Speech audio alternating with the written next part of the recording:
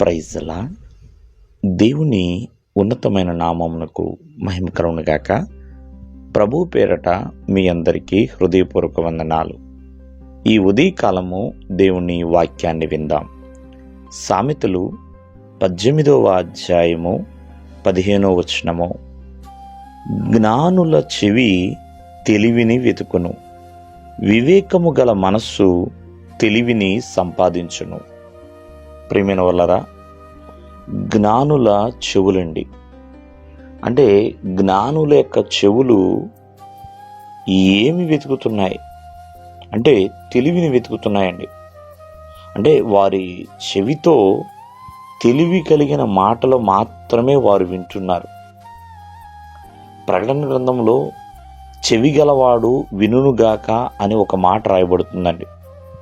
అంటే దేవుని ఆత్మ సంఘములతో మాట్లాడుతున్నప్పుడు ఎవరైతే చెవులు కలిగి ఉన్నారో వారందరూ కూడా వినండి అన్నట్లుగా.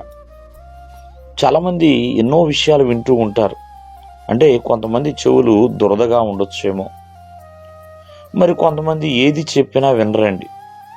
అంటే మందముగా ఉన్న చెవులు కూడా కొన్ని ఉన్నాయి, ఏదైనా వినడానికి ఇష్టపడరండి. ప్రియమైన వాళ్ళరా, ఈ రోజున వినబడని చెవులు మనకు కనపడుతున్నాయి, అలాగే వినబడని చెవులు కూడా కొన్ని ఉన్నాయి. కానీ ఈ చెవులు మాత్రము జ్ఞానుల చెవులండి. అవి తెలివిగల మాటలు వింటున్నాయి. కొన్ని క్రీస్తు మాటలు వినే చెవులు కూడా ఉంటాయి. ప్రియమైన వాళ్ళరా, క్రీస్తు మాటలు, దేవుని మాటలు ప్రయోజనకరమైనవండి. అంతేకాదు ప్రియమైన వాళ్ళరా, వేగిరపడు చెవులు ఉన్నాయి. అంటే మాట్లాడడానికి నిదానించటము, వినడానికి వేగిరపడటం. ప్రియమైన వాళ్ళరా, కావున ఈ ఉదయకాలం ముందు ఆలోచించండి. మరి ఎటువంటి చెవులను మనం కలిగి ఉన్నాం, అంటే ఎటువంటి మాటలు వినుచున్నాము, ఎటువంటి మాటలు వినుచున్నాం. ఎందుకంటే వినిన దానిని బట్టే విశ్వాసం అనేది కలుగుతుందండి. అది క్రీస్తు మాటలను గూర్చుని వింటే క్రీస్తుని పట్ల విశ్వాసం అనేది కలుగుతుంది. లోకపు మాటలు వినుట వలన ఆసక్తి కలిగి ఉంటే లోకము పట్ల విశ్వాసం అనేది కలుగుతుంది.